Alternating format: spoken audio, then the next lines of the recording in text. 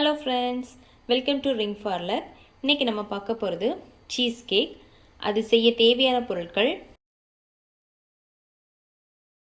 130 gram cheese, அப்புறமா 3 egg எடுத்து அதில் வெள்ளை கரு தனியாக மஞ்சள் கரு தனியாக எடுத்து வச்சுருக்கேன்.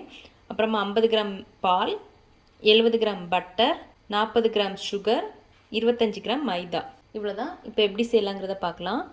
நம்ம டபுள் பாயிலிங் மெத்தட் யூஸ் பண்ணிக்கலாம். அதுக்கு ஒரு பாத்திரத்தில் தண்ணி சூடானதும் அதில் ஒரு கிளாஸ் பவுல் வச்சுக்கலாம். அதில் ஃபஸ்ட் நம்ம எடுத்து வச்சுருக்கிற பால் ஊற்றிக்கலாம். அதுக்கப்புறமா பட்டர், அதுக்கப்புறமா க்ரீம் சீஸ் அதை நல்லா மிக்ஸ் பண்ணிக்கலாம். இது எல்லாமே நல்லா மெல்ட் ஆகி நல்லா க்ரீமியாக வரது வரைக்கும் நல்லா மிக்ஸ் பண்ணிக்கலாம். இப்போ ரெடி ஆகிடுச்சு. நம்ம கேஸ் ஆஃப் பண்ணிக்கலாம். அடுத்தது நம்ம எடுத்து வச்சுருக்கிற மஞ்சக்கரு ஊற்றிக்கலாம். ஊற்றி அதை நல்லா மிக்ஸ் பண்ணிக்கலாம். இது கூட இப்போ நல்லா மிக்ஸ் பண்ணியாச்சு. அதுக்கப்புறமா மைதா மாவு சேர்த்துக்கலாம். சேர்த்து அதையும் நல்லா மிக்ஸ் பண்ணிக்கலாம். இப்போ இதை நல்லா மிக்ஸ் பண்ணியாச்சு. இதை ஒரு ஓரமாக வச்சுக்கலாம். அடுத்தது நம்ம எடுத்து வச்சுருக்கிற எக்கு ஒயிட்டும் அது கூட சுகர் போட்டு நல்லா பீட் பண்ணிக்கலாம். இப்போ இந்த அளவுக்கு நல்லா பீட் பண்ணிக்கலாம். அடுத்தது நம்ம ஏற்கனவே ரெடி பண்ணி வச்சுருக்கிற இந்த மைதா மாவு மிக்ஸ் கூட இந்த எக் ஒயிட்டு கொஞ்சம் கொஞ்சமாக சேர்த்து மெதுவாக மிக்ஸ் பண்ணிக்கலாம். இப்போ நல்லா மிக்ஸ் பண்ணியாச்சு.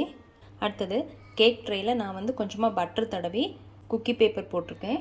அதில் நம்ம மிக்ஸ் பண்ணி வச்சுக்கிற இந்த மிக்ஸை ஊற்றிக்கலாம். கேக் மிக்ஸை இதை லைட்டாக அப்படி தட்டிக்கலாம். அதுக்கப்புறமா இது மாதிரி ஒரு ட்ரே எடுத்து அதில் கொஞ்சமாக சூடு தண்ணி ஊற்றிக்கலாம். அதுக்கு மேலே நம்ம ரெடி பண்ணி வச்சுருக்கிற கேக் ட்ரை வச்சுக்கலாம். வச்சுட்டு அவனை வந்து 180 டிகிரி செல்சியஸில் ஃப்ரீ ஹீட் பண்ணி ஒரு 10 நிமிஷம் ஃபஸ்ட் இதை வச்சுக்கலாம். அதுக்கப்புறமா 10 நிமிஷம் கழிச்சுட்டு 160 டிகிரி செல்சியஸில் ஒரு 1 ஹவர் வச்சு எடுத்துக்கலாம்.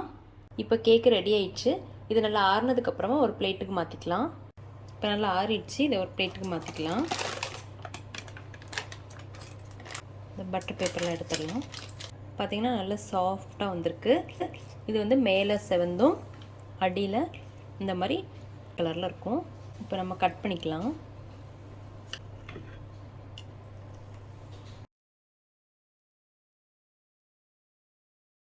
அவ்வளோதான். இப்போ சீஸ் கேக் ரெடி ஆயிடுச்சு.